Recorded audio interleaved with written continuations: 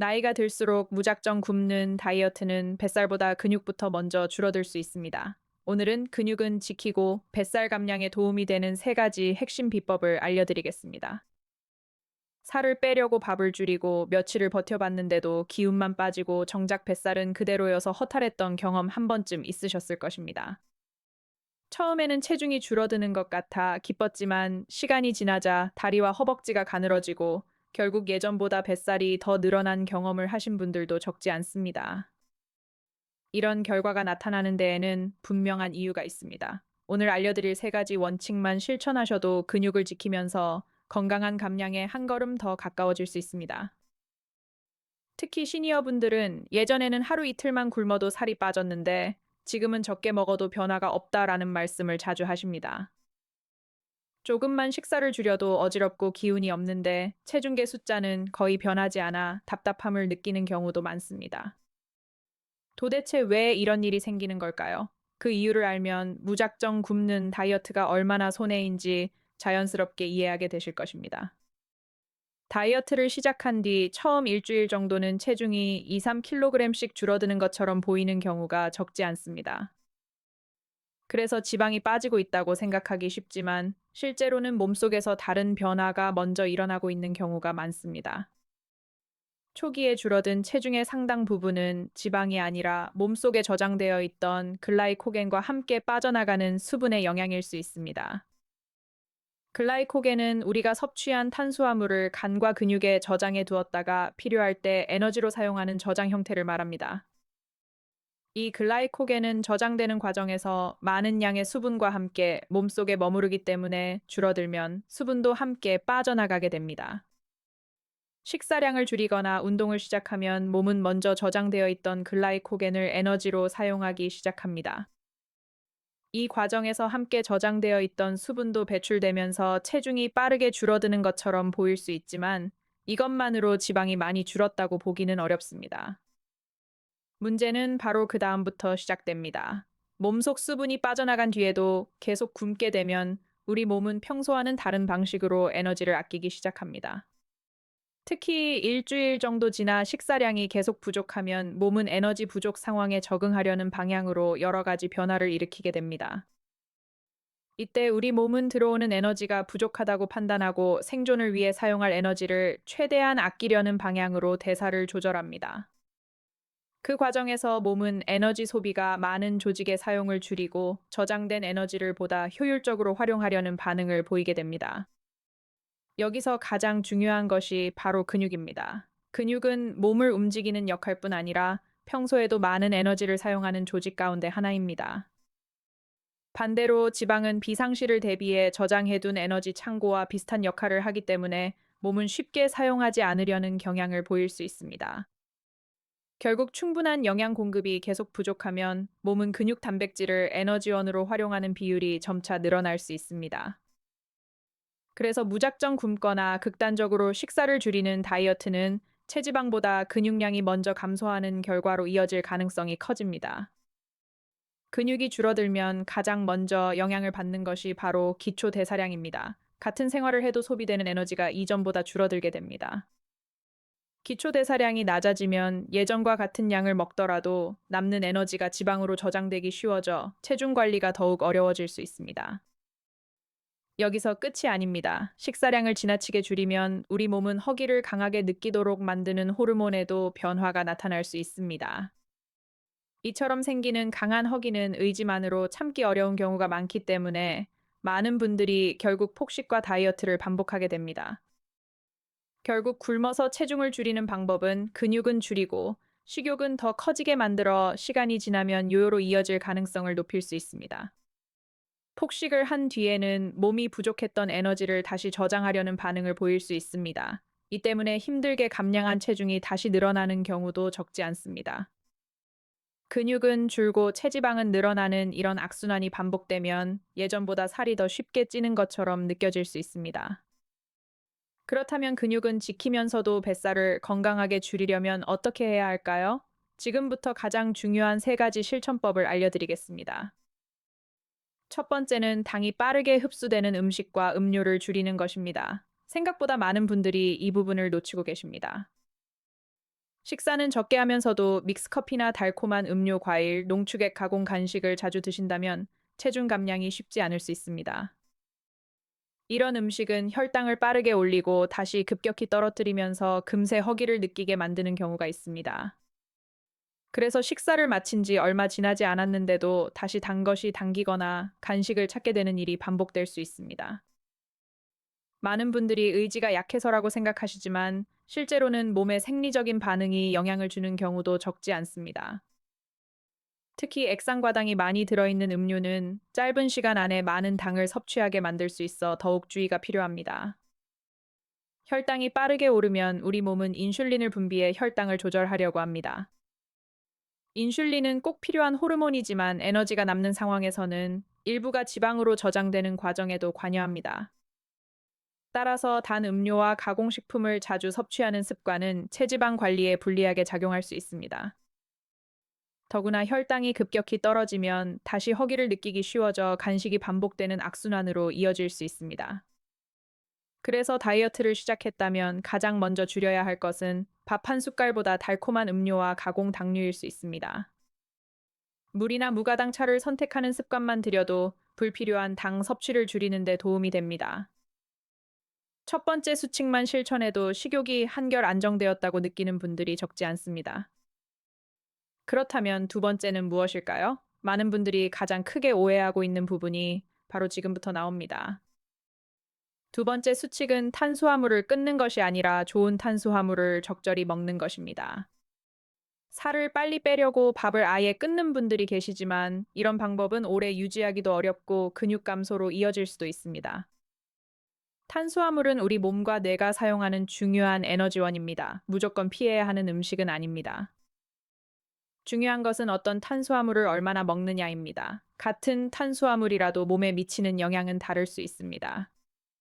현미와 귀리, 보리, 잡곡밥, 고구마처럼 식이섬유가 풍부한 식품은 소화와 흡수가 비교적 천천히 이루어집니다. 이런 음식은 포만감을 오래 유지하는 데 도움이 되어 불필요한 간식을 줄이는 데도 도움이 될 수 있습니다. 여기에 두부와 생선, 달걀, 살코기 같은 양질의 단백질을 함께 드시면 근육을 유지하는 데 더욱 도움이 됩니다. 건강한 지방도 빼놓을 수 없습니다. 견과류나 올리브유처럼 적당한 양의 좋은 지방은 균형 잡힌 식사에 도움이 됩니다. 반대로 한 가지 음식만 계속 먹거나 특정 영양소를 극단적으로 제한하는 식단은 오래 유지하기 어렵습니다. 결국 탄수화물과 단백질 지방을 균형 있게 섭취하는 것이 근육을 지키면서 건강하게 체중을 줄이는 가장 기본적인 원칙입니다. 이제 마지막 세 번째 수칙을 말씀드리겠습니다. 많은 분들이 가장 힘들어하는 운동도 방법만 바꾸면 훨씬 부담 없이 실천하실 수 있습니다. 살을 빼려면 무조건 오래 운동해야 한다고 생각하시지만 운동 시간보다 중요한 것은 자신의 체력에 맞는 적절한 강도입니다. 처음부터 한두 시간씩 무리하게 운동을 시작하면 쉽게 지치고 며칠 지나지 않아 포기하는 경우가 적지 않습니다. 반대로 짧은 시간이라도 몸이 조금 따뜻해지고 숨이 약간 찰 정도의 운동을 꾸준히 반복하는 것이 훨씬 실천하기 쉽습니다. 빠르게 걷기나 실내 자전거 계단 오르기처럼 자신의 체력에 맞게 강도를 조절할 수 있는 운동도 좋은 선택이 될 수 있습니다. 특히 근육을 사용하는 운동을 함께하면 근육량을 유지하는 데 도움이 되어 체중 감량에도 긍정적인 영향을 줄 수 있습니다. 운동은 한 번에 오래 하는 것보다 꾸준히 이어가는 것이 훨씬 중요합니다. 하루 10분이라도 매일 실천하는 습관이 큰 변화를 만들 수 있습니다. 운동을 시작하면 처음에는 체중 변화가 크지 않을 수도 있습니다. 하지만 몸속에서는 근육과 대사가 조금씩 달라지기 시작합니다.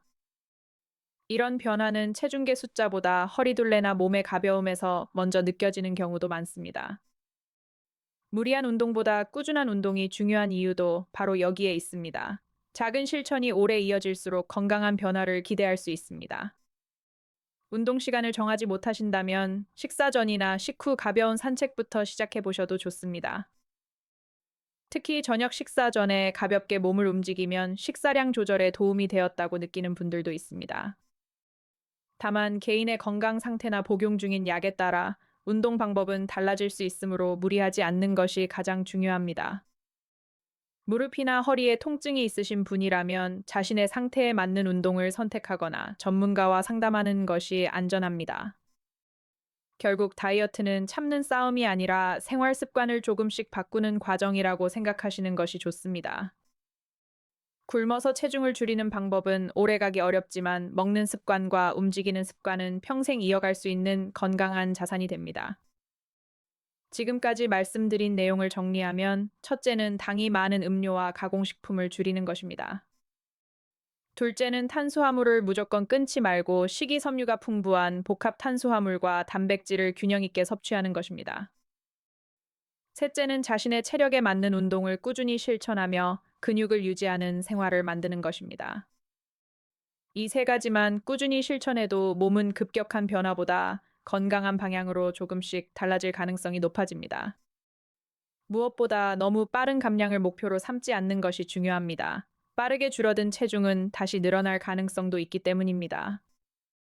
전문가들도 일반적으로는 무리하지 않는 범위에서 천천히 감량하는 방법을 권장하는 경우가 많습니다. 한 달 동안 조금씩 생활 습관을 바꾸며 꾸준히 실천하는 것이 오히려 오래 유지하기 쉬운 방법이 될 수 있습니다. 오늘 당장 모든 것을 바꾸려고 하기보다 한 가지 습관부터 시작해 보십시오. 작은 변화가 모이면 큰 결과로 이어질 수 있습니다. 어제보다 음료를 한 잔 덜 마시고 오늘은 10분 더 걷는 것만으로도 건강한 변화의 첫걸음을 내디딘 것입니다. 건강한 다이어트는 체중계 숫자만 줄이는 것이 아니라 근육과 활력을 함께 지켜나가는 과정이라는 점을 꼭 기억하시기 바랍니다. 그렇다면 오늘부터 누구나 부담 없이 실천할 수 있는 하루 식사와 운동 루틴은 어떻게 구성하면 좋을까요? 지금부터 쉽게 따라 하실 수 있는 예시를 알려드리겠습니다. 하루를 시작할 때는 미지근한 물 한 잔으로 몸을 깨워보시기 바랍니다. 밤사이 부족했던 수분을 보충하는 좋은 습관이 될 수 있습니다. 아침 식사는 거르기보다 균형 있게 드시는 것이 좋습니다. 규칙적인 식사는 하루 식사 리듬을 유지하는 데 도움이 될 수 있습니다. 예를 들어 계란이나 두부 같은 단백질에 잡곡밥이나 고구마를 곁들이고 채소를 함께 드시면 보다 균형 잡힌 식사가 됩니다. 식후에는 당이 많이 들어간 음료 대신 물이나 무가당 차를 선택하는 습관이 불필요한 당 섭취를 줄이는 데 도움이 됩니다. 점심에는 생선이나 살코기 콩류와 함께 다양한 채소를 충분히 드시면 단백질과 식이섬유를 함께 보충할 수 있습니다. 식사할 때 채소를 먼저 먹고 단백질 탄수화물 순으로 드시면 식사 속도를 늦추고 포만감을 느끼는 데 도움이 될 수 있습니다. 무엇보다 천천히 꼭꼭 씹어 드시는 습관이 중요합니다. 식사 시간을 조금만 늘려도 과식을 줄이는 데 도움이 되는 경우가 많습니다. 오후에 출출하다면 과자나 달콤한 빵 대신 견과류 한 줌이나 방울토마토처럼 간단한 간식을 선택해 보시기 바랍니다. 배가 고프다고 달콤한 음료나 과자를 반복해서 드시는 습관은 체중 관리에 불리할 수 있으므로 조금씩 줄여보시는 것이 좋습니다. 저녁 식사 전에는 자신의 체력에 맞춰 10분 정도 몸을 움직여 보십시오. 가볍게 숨이 차는 정도면 충분합니다. 빠르게 걷기나 실내 자전거 계단 오르기처럼 부담 없이 실천할 수 있는 운동을 꾸준히 이어가는 것이 중요합니다. 운동은 하루 이틀로 끝나는 것이 아니라 생활 속에서 오래 이어가는 것이 가장 큰 효과를 기대할 수 있는 방법입니다. 저녁 식사는 늦지 않게 마치고 과식보다는 적당한 양을 천천히 드시는 습관을 들여보시기 바랍니다. 식사 후에는 가볍게 걷거나 몸을 움직인 뒤 충분한 휴식을 취하면 다음날 컨디션 관리에도 도움이 될 수 있습니다. 나이가 들수록 근육은 움직임을 돕는 것뿐 아니라 건강한 일상을 유지하는 데 중요한 역할을 하는 조직입니다. 따라서 체중만 줄이는 것보다 근육을 지키면서 감량하는 것이 장기적인 건강 관리에는 더욱 중요합니다. 체중 변화가 조금 느리더라도 조급해하지 마십시오. 건강한 생활 습관은 눈에 보이지 않는 곳에서 조금씩 몸을 바꾸기 시작합니다. 오늘 한 번의 실천이 내일의 건강을 만들고 그 작은 실천이 쌓여 몇 달 뒤에는 분명한 변화를 가져올 수 있습니다. 건강한 감량은 경쟁이 아니라 꾸준함입니다. 자신의 속도에 맞게 천천히 이어가는 것이 가장 오래가는 방법입니다. 혹시 중간에 식단을 지키지 못했더라도 너무 자책하지 마십시오. 누구나 실수할 수 있으며 중요한 것은 다시 시작하는 마음입니다. 한 끼를 많이 드셨다고 해서 지금까지의 노력이 모두 사라지는 것은 아닙니다. 다음 식사부터 다시 균형을 맞추면 충분합니다. 건강은 하루 만에 만들어지지 않습니다. 작은 습관이 반복될 때 비로소 몸도 천천히 변화하기 시작합니다. 오늘 전해드린 내용이 여러분의 건강 관리에 작은 도움이 되었기를 바랍니다. 한 가지라도 실천해 보신다면 그것이 가장 좋은 출발입니다. 이 영상은 건강 정보를 쉽게 이해하도록 돕기 위한 일반적인 내용이며 개인의 질환이나 치료를 대신하는 것은 아닙니다. 복용 중인 약이 있거나 만성 질환이 있으신 분은 식단이나 운동을 크게 바꾸기 전에 담당 의료진과 상담하시기 바랍니다. 영상이 도움이 되셨다면 가족이나 지인과 함께 나눠보시기 바랍니다. 앞으로도 시니어 건강에 도움이 되는 믿을 수 있는 정보를 꾸준히 전해드리겠습니다. 감사합니다.